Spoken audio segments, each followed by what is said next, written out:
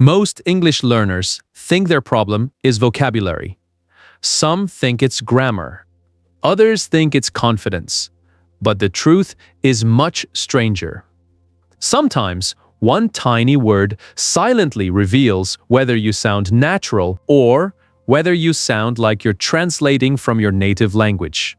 And today, that word is actually a small word, 8 letters.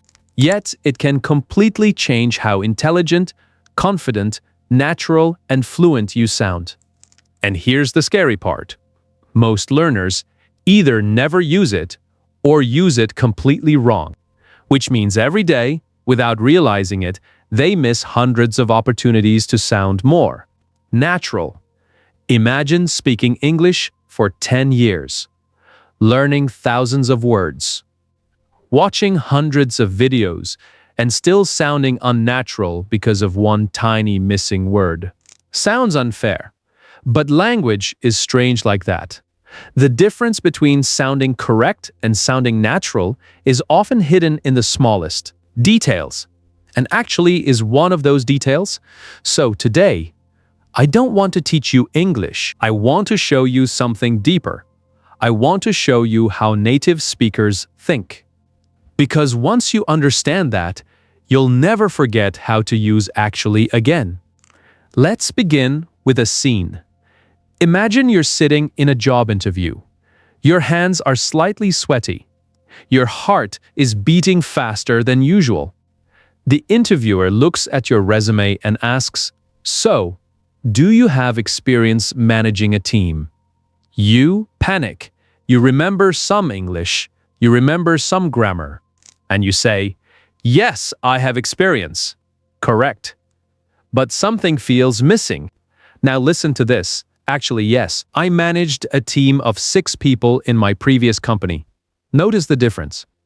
The second answer feels more natural, more confident, more human, more conversational. Why? Because actually isn't just a word, it's a signal. A signal that says, "Let me tell you the real answer." And humans love real answers. Think about your daily life. How many times do people assume something about you?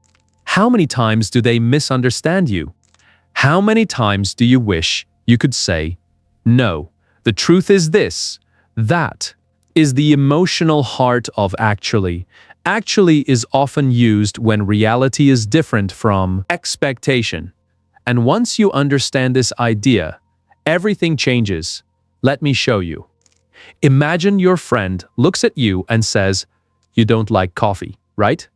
You smile. Then you say, "Actually, I love coffee." Boom! Natural English. Simple. Powerful. Why? Because there was an expectation. Then came reality. Expectation, reality. That tiny gap is where actually lives. And here's something fascinating. This isn't only language. It's psychology. Human beings are naturally curious whenever expectation and reality collide. That's why movie plot twists work. That's why shocking stories go viral. That's why surprising people captures attention. Actually is a linguistic plot twist, a tiny verbal surprise. And once you start noticing it, you'll hear it everywhere, in movies, in podcasts, in interviews, in conversations, everywhere. But let's go deeper. Because many learners hear native speakers use actually all the time and still don't understand. Why? The reason is simple. They're listening to words, not intentions. Native speakers don't think. Now, I will use the adverb actually. Nobody thinks like that. Instead, they think, "Wait, let me clarify. Wait, that's not exactly true. Wait, there's something different here." And then naturally, actually appears. For example, "I thought the exam would be difficult. Actually, it was pretty easy. I expected the restaurant to be expensive. Actually, it was affordable. I thought he was rude. Actually, he's very kind." Can you feel the pattern? Expectation, reality, expectation, reality, expectation, reality. Once you see it, you can't unsee it. But here's where many learners make a mistake. A huge mistake. They learn one meaning. Then they try to force that meaning into every sentence. And suddenly everything sounds strange. Language doesn't work that way. Words are like actors. The same actor can play different roles in different movies, and actually is exactly the same. Sometimes it corrects, sometimes it surprises, sometimes it softens, sometimes it emphasizes, sometimes it makes you sound more honest. And understanding these deeper uses is what separates textbook English from real English. Let me tell you a story. A young man spent years learning English. Every day he memorized words. Every week he studied grammar. Every month he watched motivational videos about fluency. Yet, whenever he spoke to foreigners, something felt wrong. His sentences were correct, but they felt robotic, predictable, mechanical, like a machine reading instructions. Then one day he started paying attention to conversations instead of vocabulary lists. And he noticed something shocking. Native speakers constantly used tiny words, actually. Basically, honestly, seriously, literally, apparently, exactly. Suddenly he realized something. Fluent English isn't built only from big words. It's built from small words used naturally. That's when everything changed. Because fluency isn't just language. It's rhythm, it's emotion, it's timing, it's personality, and actually gives personality to your English. Imagine someone asks, "Did you enjoy the movie?" You could say, "Yes," or you could say, "Actually, I loved it." Feel the difference? The second answer has energy, emotion, character. It feels alive. And that's what great communication does. It makes language feel alive. Now let's explore another powerful use, sometimes actually helps you disagree politely. This is a superpower, because many people fear disagreement. They don't want conflict. They don't want tension. They don't want awkward moments. But life requires disagreement at work, in relationships, in meetings, in friendships, everywhere. Suppose someone says, "I think this project will fail." You could respond aggressively. You could argue. Or you could simply say, "Actually, I think it has a lot of potential." Notice how smooth that sounds. Strong, but respectful. Confident, but calm. This is emotional intelligence hidden inside language. The ability to correct without attacking. The ability to disagree without creating enemies. And in today's world, that skill is priceless. Because most people only know two modes, silence or conflict. But the most powerful communicators live in the middle, and words like "actually" help them do that. Now imagine another situation. You're talking to someone new. They ask, "Are you from Delhi?" You smile. "Actually, I'm from Lucknow." Simple, natural, instantly fluent. And here's what I want you to notice. Native English often sounds easy because native speakers aren't trying to sound smart. They're trying to sound natural. That's a huge difference. Many learners chase complexity, long words, complicated grammar, fancy expressions. But real fluency often looks surprisingly simple, a few words used at exactly the right moment. That's why one well-placed "actually" can make a bigger difference than 10 difficult vocabulary words. Think about that. For years, many learners focus on what to say. Very few focus on how humans naturally communicate, and that's where transformation happens. Not when you memorize more, but when you communicate more naturally. Now here's something even more interesting. Sometimes "actually" isn't correcting anything. It's simply adding honesty. Imagine someone asks, "Are you nervous?" You pause. Then you say, Actually, yes. Just 3 words. Yet, it feels authentic, real human, because vulnerability creates connection. People trust honesty. People connect with honesty. People remember honesty. And sometimes one small word makes honesty feel more natural. Actually, yes. Actually, I was worried. Actually, I didn't know. Actually, I made a mistake. These sentences feel human because humans are imperfect. And confidence isn't pretending to be perfect. Confidence is being comfortable with the truth. That's why the best speakers don't sound flawless. They sound genuine, and genuine always wins. But now we arrive at a fascinating question. What if I told you that one wrong use of actually can instantly make your English sound unnatural? What if I told you that thousands of learners repeat this mistake every day without realizing it? And what if fixing this one habit could immediately make you sound more fluent? That's exactly what we're about to discover. Because the next part is where things become truly interesting. We're going to explore the hidden mistakes, the advanced natural uses, the conversational secrets, and the psychology behind why native speakers choose actually instead of dozens of other words. And once you hear these examples, you'll start noticing them everywhere in conversations, in movies, in interviews, and even in your own speech. Now, let's talk about a mistake that quietly destroys natural English. And the strange thing is, most learners make this mistake because they're trying too hard. Have you ever noticed that? Sometimes, the harder we try to sound fluent, the less natural we sound. A beginner often speaks simply. A fluent speaker speaks naturally, but learners in the middle, they sometimes overload every sentence. They add extra words, extra grammar, extra complexity.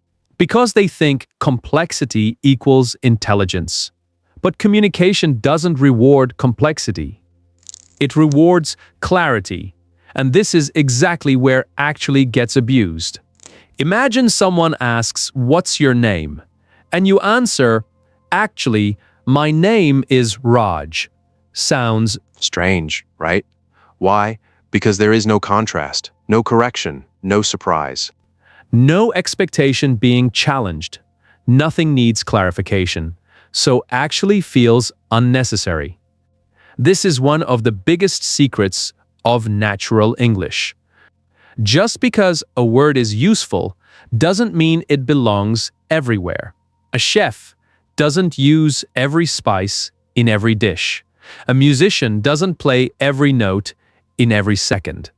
A speaker doesn't use every expression in every sentence. Power comes from timing. And timing is what makes language beautiful. Think about movies. Imagine a movie where every scene is dramatic, every character is shouting, every moment is intense. You would get exhausted. Drama only works because of contrast. And language works the same way. The reason actually feels powerful is because it appears at moments of contrast, moments of correction, moments of surprise, moments of truth. Without contrast, its power disappears. Now let's explore something fascinating. There are moments when actually can completely change the emotional tone of a conversation. Picture this. A young employee walks into a meeting room. Everyone looks more experienced, more confident, more successful. He feels invisible, small, unimportant. Then his manager asks, "Does anyone have a different opinion?" Silence. Nobody speaks. The room becomes still.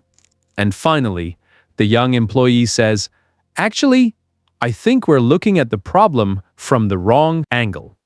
Suddenly, everyone listens. Not because he used a magical word, but because that word prepared people for a different perspective, a new idea, a hidden truth. That is one reason fluent communicators use actually It creates anticipation. It tells listeners, pay attention. Something important is coming. And that's a powerful communication tool. Because speaking isn't only about delivering information, it's about guiding attention. The best communicators know where people's attention is and where they want it to go. Now imagine another situation. You're talking with a friend. They say, "You seem very confident," and you laugh. Because if only they knew. You say, "Actually, I used to be extremely shy." Instant connection, instant curiosity, instant story. Why? Because humans are fascinated by hidden realities. We love discovering what's beneath the surface.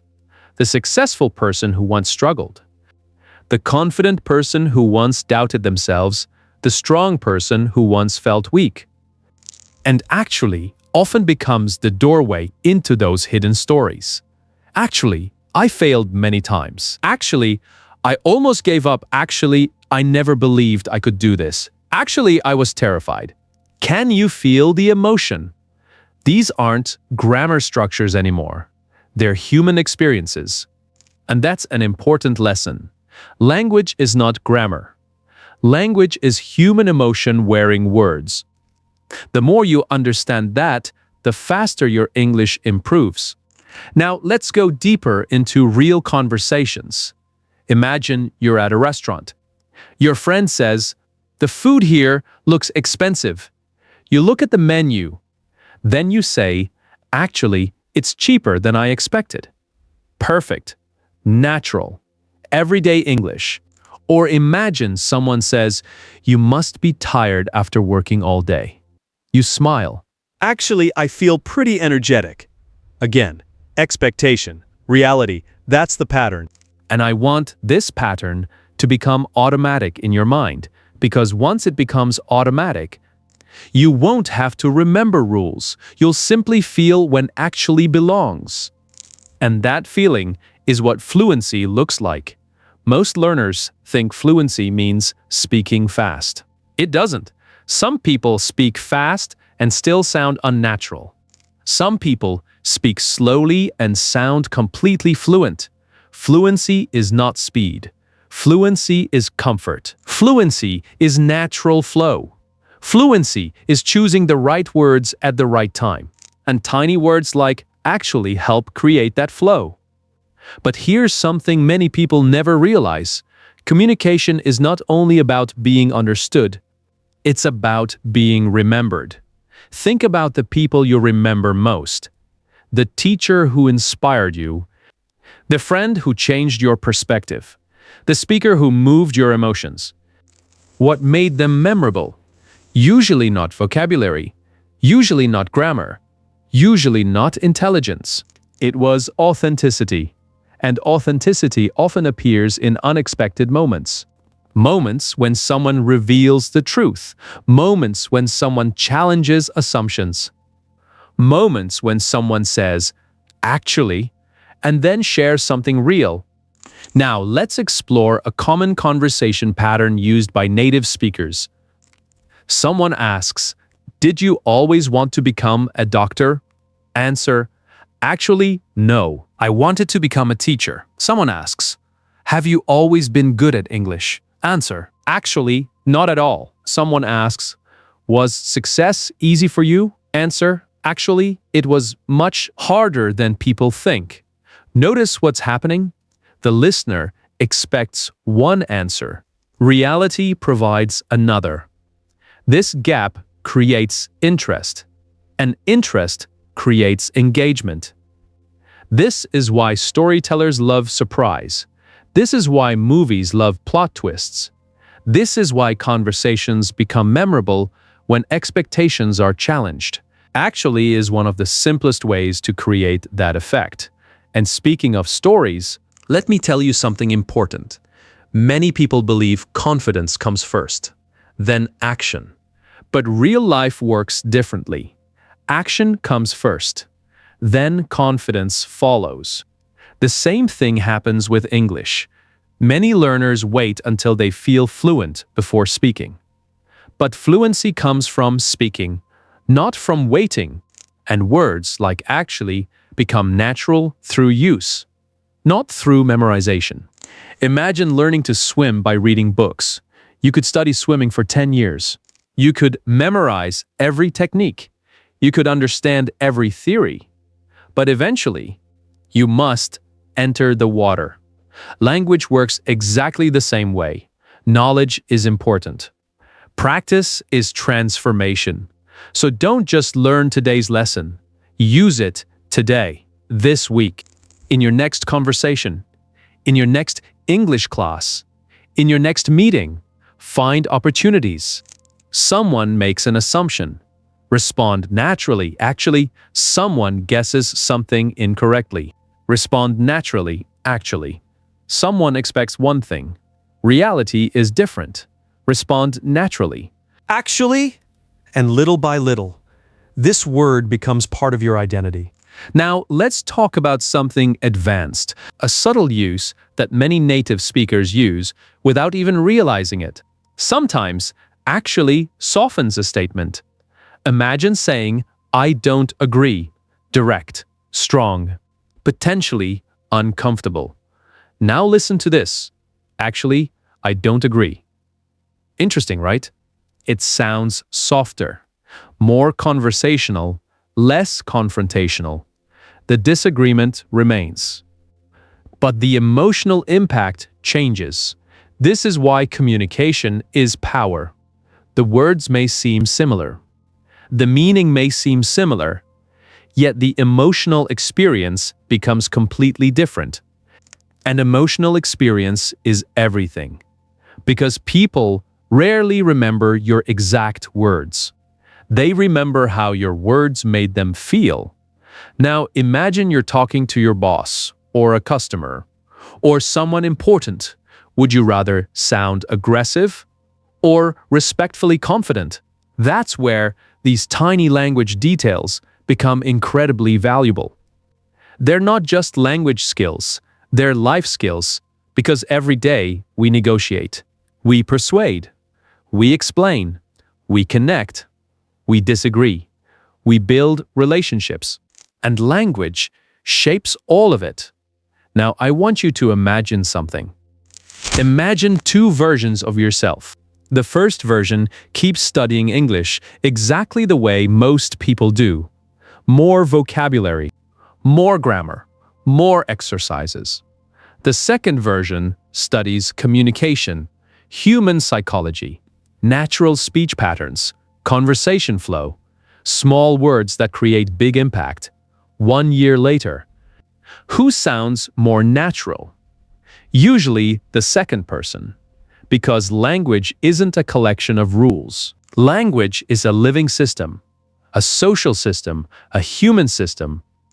And the closer you understand humans, the closer you understand language.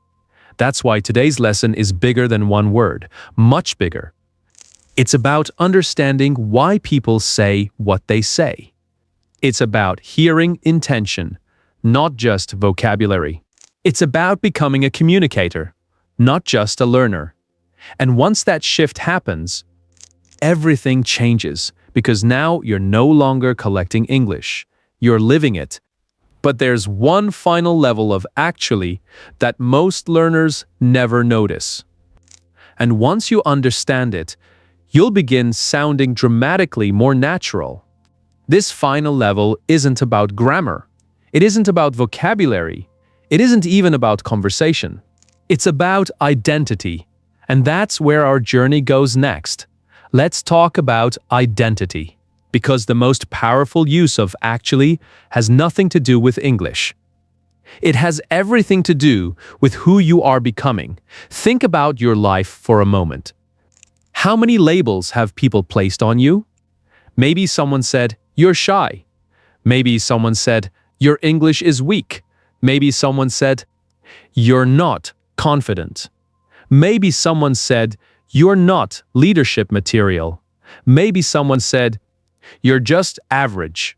And the dangerous thing about labels is this: if you hear them long enough, you start believing them not because they're true, but because they're repeated again and again and again. Then one day something strange happens. You stop questioning the label. You accept it. You build your identity around it. And that's where growth becomes difficult, because people rarely act beyond the identity they believe they have. A person who believes I'm bad at English speaks less, practices less, takes fewer risks, makes slower progress, not because they lack ability, because they accepted a story. And every transformation begins with challenging a story. In other words, every transformation begins with an actually, I'm not confident. Actually, I'm becoming more confident every day. I can't speak English, actually. I can speak some English and I'm improving. I'm terrible at communication, actually. I just need more practice. Do you see what's happening? The same psychological pattern, expectation, reality, old story, new truth, old identity, new identity. The most powerful conversations you will ever have are not with other people. They're with yourself. And the words you use inside your own mind matter more than you realize. Imagine waking up every morning and repeating, "I'll never improve." What happens? Your energy drops, your effort drops, your hope drops. Now imagine saying, "Actually, I've improved before. I can improve again." Different energy, different emotion, different future. Language shapes thought. Thought shapes action. Action shapes identity. Identity shapes destiny. That's why communication is not just about talking. It's about thinking. And great communicators learn to challenge false assumptions, not only in conversations, inside themselves. Now imagine a young woman sitting alone in her room. She's watching English videos, taking notes, learning grammar, trying her best. But every time she tries to speak, fear appears. Her mind whispers, "What if people laugh? What if I make mistakes? What if I sound stupid?" And because of those thoughts, she stays silent for weeks, for months, maybe even years. Then one day she realizes something. Nobody became fluent without making mistakes. Nobody.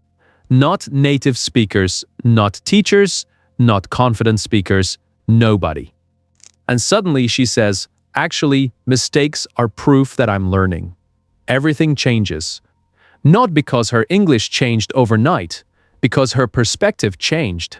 And perspective changes behavior. Behavior changes results. This is why mindset matters, not as a motivational slogan, as a practical reality. The story you believe determines the action you take.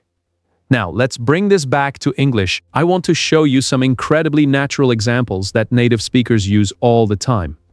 Imagine someone asks, "Do you live near your office?"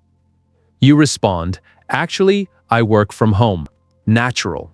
Someone asks, "Have you seen that movie?" You respond, "Actually, I watched it yesterday." Natural. Someone says, "I heard you're learning French." You respond, "Actually, I'm learning Spanish." Natural. Someone says, "You must be excited." You respond, "Actually, I'm a little nervous." Natural. Can you hear how effortless these sound? That's because they follow human thinking. Not textbook thinking. Human thinking. And that's the secret. Most fluency problems are not language problems, they're thinking problems. People try to translate. Native speakers express. People search for rules. Native speakers communicate intentions. People memorize. Native speakers connect. And when you begin understanding intentions, language suddenly becomes easier. Now, let's discuss something subtle. Sometimes native speakers use "actually" in stories. This is where English starts sounding truly advanced. Imagine someone says, "How was your trip?" You answer, It was amazing. Actually, something funny happened on the second day. Notice that? No correction, no disagreement, no contradiction. Instead, the word creates interest. It signals that something important is coming, something worth listening to. A storyteller's tool, a conversational bridge, a way of guiding attention. And attention is one of the most valuable things in the world. People fight for attention every day.